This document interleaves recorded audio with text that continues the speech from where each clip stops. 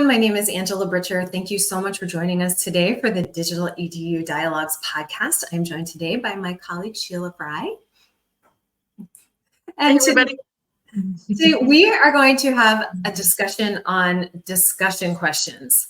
So often we hear that discussions don't work, and we get questions about how to do it, why to do it. So we thought we would share some of our best practices from the perspective of being advisors and instructional designers to our partner institutions, as well as being faculty. So we are going to talk about why to do discussions, how to write good discussions, and we'll get into grading and facilitating discussions.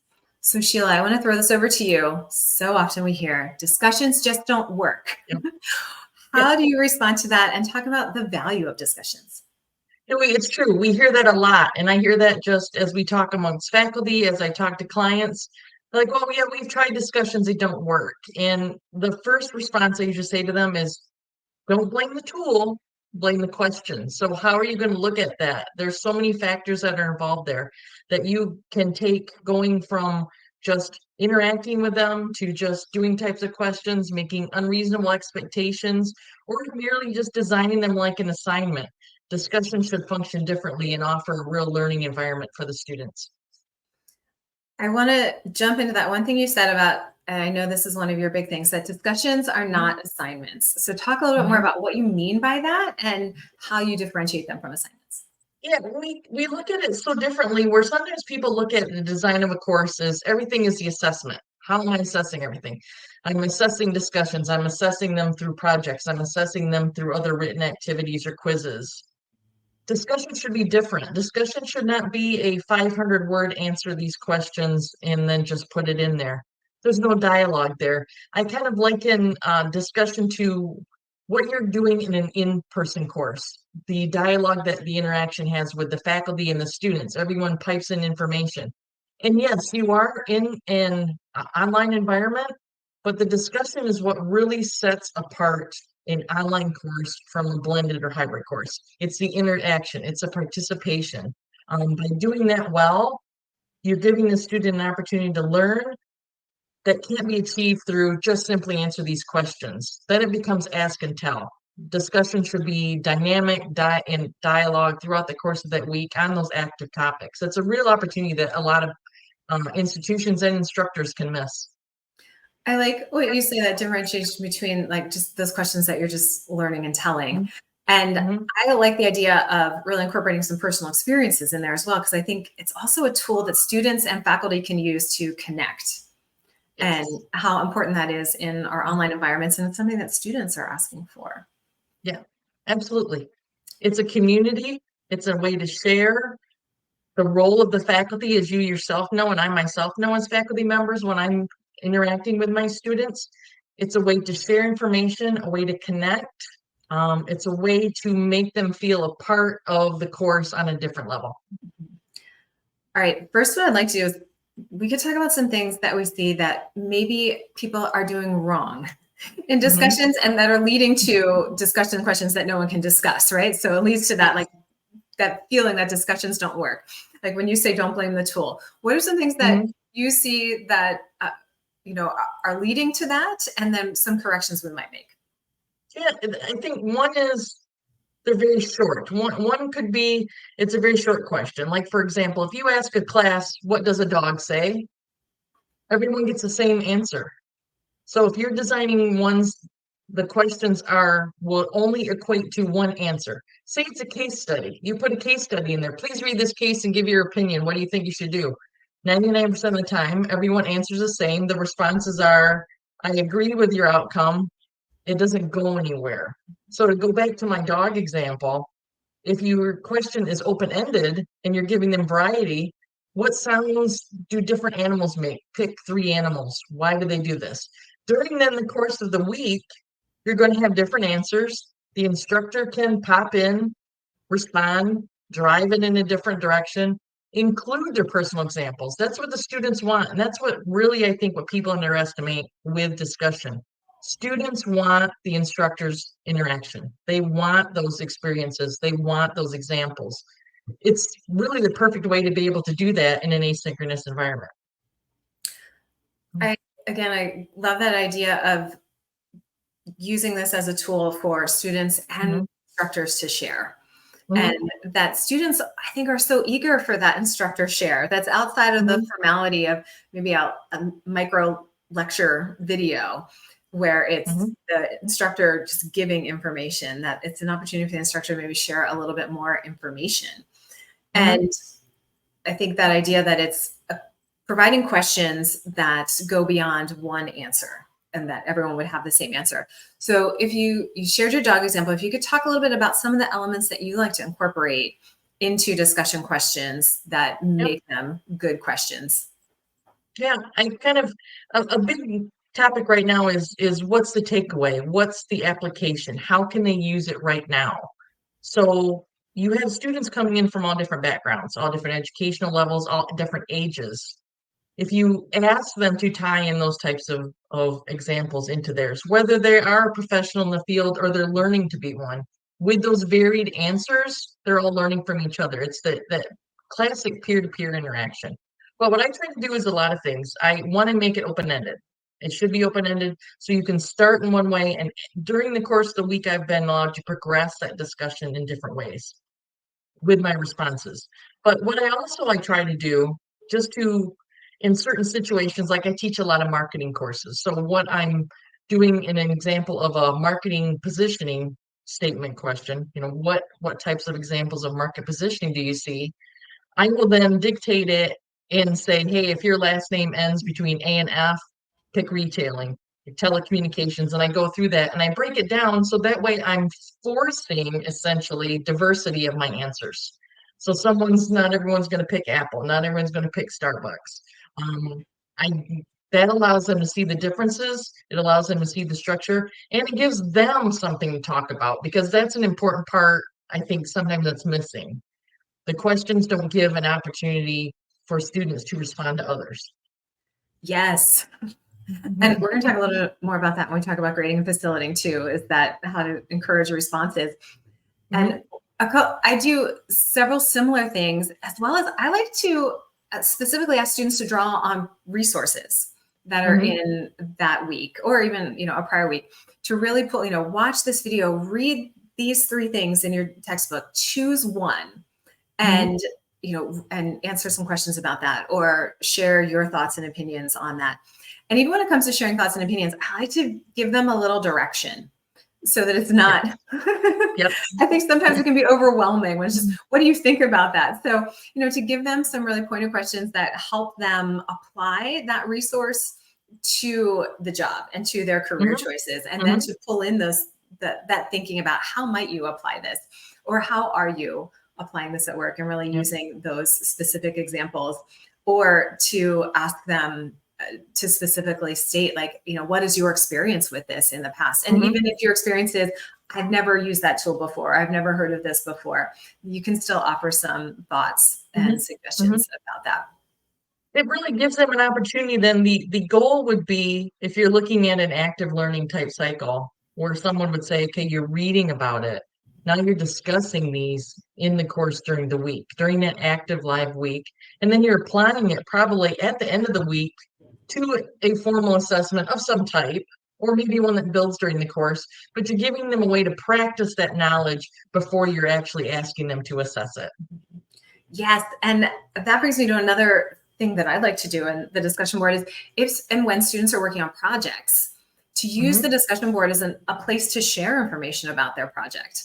So it's, maybe it's upload your video that you're going to submit, or after you've submitted it, or maybe it's, you've got this project coming up in week 10, here on week 7, I want everyone to share their topics and offer a suggestion of resources for one another, that's part of your responses. So it's an opportunity, I think, especially in asynchronous online learning environments where students aren't getting that opportunity to talk to one another necessarily, or to hear about one another's projects in class the way they would if they were in a face-to-face class. They can share those moments in the discussion board and then offer suggestions and help to one another, or just like, oh, wow, I love that too. That's my favorite movie too. Or I teach a lot of media courses. So it's an opportunity for students to connect over their shared interests of different kinds of media. It removes the fear. The fear of the unknown. They could be afraid of whatever that particular project is, but giving them the opportunity at this point to say, hey, I can review this, I can do this. Oh, someone else has that same question. It opens up that dialogue, it creates that. And again, the role of the faculty, reinforce what they're doing, allow them to ask those questions for those, so they end up with a stronger assignment and assessment at the end. Yes. All right, we are going to take a short break, and when we come back, we are going to talk more about grading in the discussion board, which Sheila and I have different thoughts on this. So come back for our debate on the discussion, and we'll talk a little bit more about how faculty can facilitate discussions. Today's episode is brought to you by Professor Services. Looking for a job in teaching? Need to expand your network? Want to boost your income? Whatever it is, the expert team at Professor Services has you covered. From helping higher ed faculty find new jobs, to essential tools such as cover letters and CVs, to applying to jobs for you, Professor Services equips you to nail your job search. Don't stress over the job hunt. Maximize your potential and crush your next opportunity with support from our team of experienced administrators, mentors, and educators. Discover how the team at Professor Services can help. Visit professorservices.com today to get started and kickstart your career in higher education. All right, Sheila and I are back talking about discussions, and we're going to move into grading discussions. And as an instructional designer, how many institutions I've worked for where there's a set rule. It's, by Wednesday at 11:59 p.m., your initial post must have 500 words and respond to 2 classmates by Sunday at 11:59 p.m. with a post of no less than 250 words. And Sheila, you've got some really clear thoughts on those kinds of guardrails and rules in discussion boards. If you could talk a little bit about that. Yeah, it's difficult because as a faculty member, you need to grade based off the criteria that you're provided. To your exact point, you hope that it reflects what they're doing. Is it just the Wednesday, Sunday? Is it just something that it doesn't? In a lot of cases, they're not designed to encourage collaboration, exchange, participation. I call it post and go, right? It's like I posted, I go, I've done my thing, I can get out. Yes. Yes, I've gone in, and even if you've postponed the Wednesday and you haven't done the Wednesday one, if they have that you've posted everything at 11:59 on Sunday, you made your 3 posts and you're done. You've lost a real opportunity. So being able to, and I've only seen this in all my years of almost 25 years of teaching, a type of rubric like that assesses the participation in a holistic manner, where it rewards frequency, where it rewards the value of what you're doing. It's not, you made a verbose 500 post statement and answered this question. Did you further the discussion? Did you engage with your students? So it depends on how the goals of the institution and how much flexibility the instructor has for that type of thing. But to me, my goal with the discussion is not how factual you were or how verbose. Did you engage? Did you include examples? Did you follow that structure? Did you care what the other students had? And did you use it to learn? That's what's most important to me. Yes, I love that part about did you use it to learn? Because for me, that's always my final question is always something that's an application, right? It's kind of a little personal thought and some application. And that's the part that I always hone in on in their initial post. And it doesn't matter how many words it is.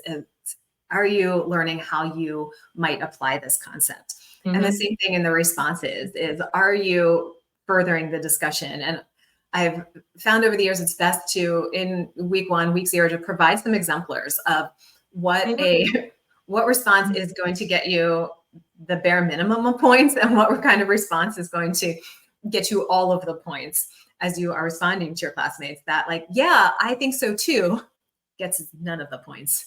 And to give them some real examples of what it is to engage with a classmate and acknowledge what they said, as well as perhaps offer some more information. And I think especially for first-time college students, thinking about freshmen, as well as thinking about returning students that are returning to their education a little later in life, that having those exemplars is really helpful to know what the expectations in a discussion board are. I think there's 2 other things too that are important in that process. One being context. It's one thing to put in a question. What is the context of that statement? Where does it fit in with your materials for the week? What is the background a student should think about and consider before they answer that question? So in theory, instead of a couple sentences, you could have a whole paragraph that is the construct of your discussion question. That it's kind of like the abstract of a book. You're setting the stage for it.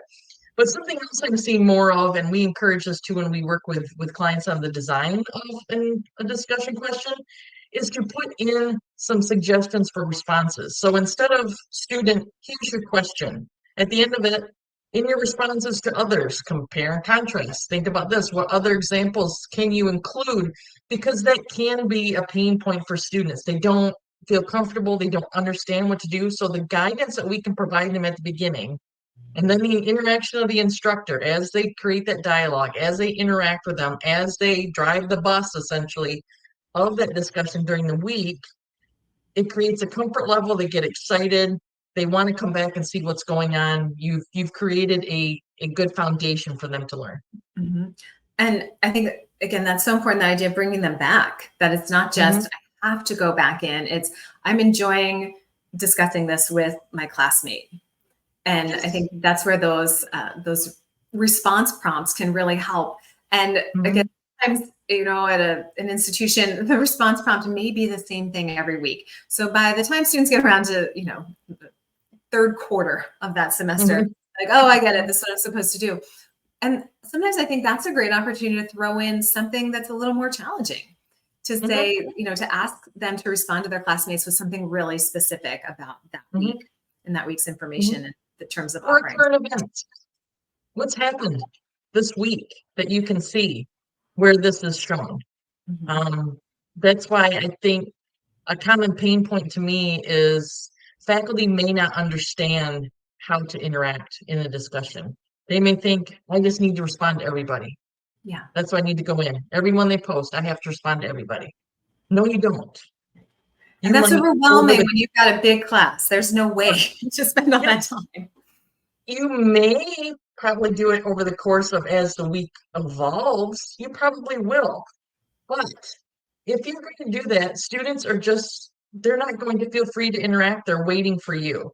So instead of it becoming a participative learning environment, it's a reactive learning environment because you've trained them to wait for you. And that's not what you want. You want to be able to pop in here or there, redirect when needed. Maybe a post is not maybe correct for what the concepts that you're trying to do. Or you can say, yes, that's great because I saw this today with 3M and that's what they did. And here's an example of something from current events that I saw. Or here's a great video that reinforces it. Again, you want to inspire them to come back. And the best thing when I go at the end of the week and I'm grading, if I see that there are, this particular person had 12 posts, when they only needed to make was 3, according to the rubric there, to make it standard, that showed that they were engaged. They were excited about it. They were interested in what other people had to say. To me, that is an example of a truly dynamic discussion. Agreed. And you make a good point about you don't need to jump in and respond to everyone. And 2 things I want to share about that. One is received a great suggestion from someone that said, you keep a spreadsheet of the students' names and who you respond to each week, especially in large classes when you're teaching multiple classes online. It can be really easy to lose track of who you responded to so that you can make sure that you're spreading it around. Another piece is I was in an online leadership class and the professor said that the problem with her coming into the discussion board is that she's the leader. And so all of the students are waiting for her to jump into the discussion to guide it. And she wanted it to be a student-led discussion. So she wouldn't jump in until late on Sundays, if she jumped in at all. Some weeks she was just like, just let it go. Let students do it. And I've had that experience where students are so into their discussion and they are really posting and sharing and interacting that I'm like, there's no reason for you to be in there other than maybe send out an announcement that says, everyone, I'm blown away by what you're doing in the discussion board this week. Keep it up. And, maybe highlight a few of the points that they've made. And I stay out of it so that it can be an in-class discussion. And it's them talking without that, leader, parent figure overlooking the discussion. Right. And I'll often use a kickoff. So every week when it starts off, I'll post a kickoff that maybe isn't repeating the existing question that's in there, but hey, I'm looking forward to what you're going to talk about on this. There's lots of things going on. We'll have no lack of examples to talk about, and this will be great. I'm looking forward to it. So they see a post there, and almost it's like, okay, I can go in there now. It's okay. It's not I won't be the fear first. of the first post. Yes, they want to be first. So and you have an important view on kind of how it's assessed in the overall scope of the breakdown for all assessments. As far as discussions? As far as discussions and kind of how the role, as far as scoring wise, how they might play in an overall scheme for the whole class. So I have found a couple of things about discussion boards. One, when it comes to grading, that if there's no grade, students won't participate.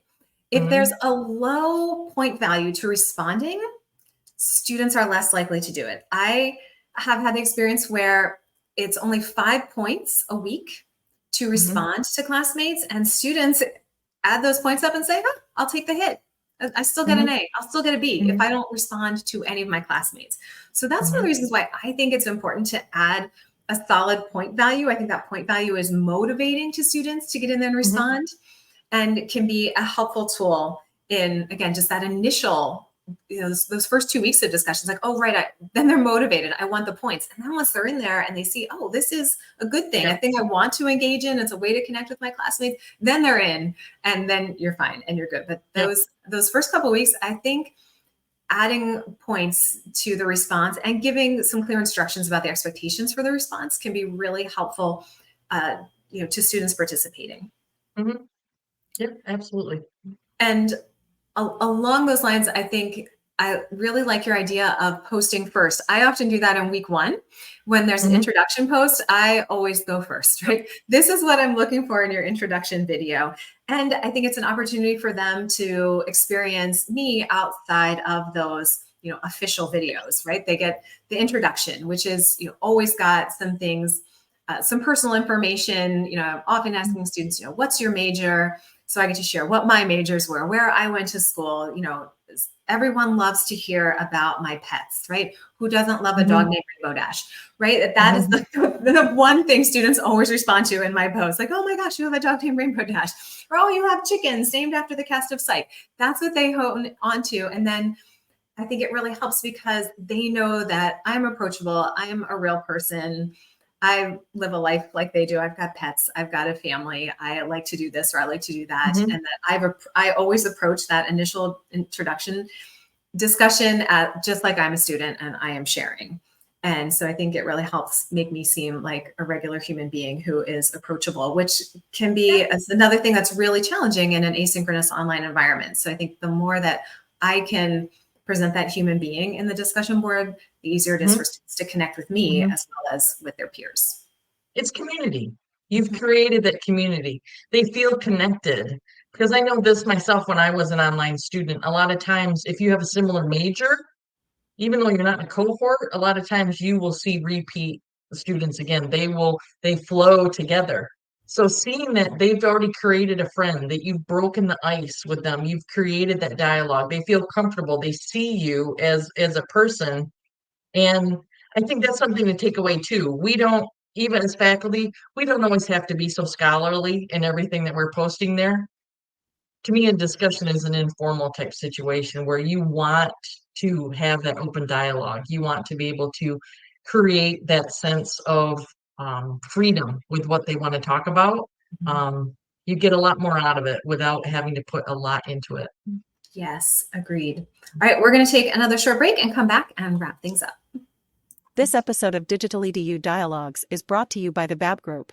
The demands for teaching and online learning are constantly evolving. Don't get left behind. Carve out a competitive edge and give students engaging learning experiences with support from the Babb Group's team of course design experts. As experienced online faculty and instructional designers, the Babb Group knows how to craft those aha moments for students and meet outcomes for every modality, online, hybrid, and face-to-face. Creating engaging, welcoming, and inclusive learning spaces for students of all ages and abilities has never been more important. important. Discover how the Babb Group can help you by visiting their website today. All right, Sheila, any final thoughts on discussing the discussion board? Don't leave it behind. Don't toss it to the side. Find ways to create that value with your students because they want it and they will respond if you do it well. That's kind of my big thought and what we kind of try to focus on.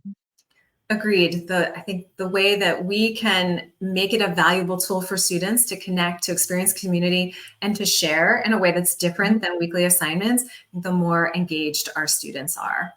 Yeah. And the more they are, the more they'll persist, the more they'll stay with your program. The happier the students are, the happier everybody is. Yes.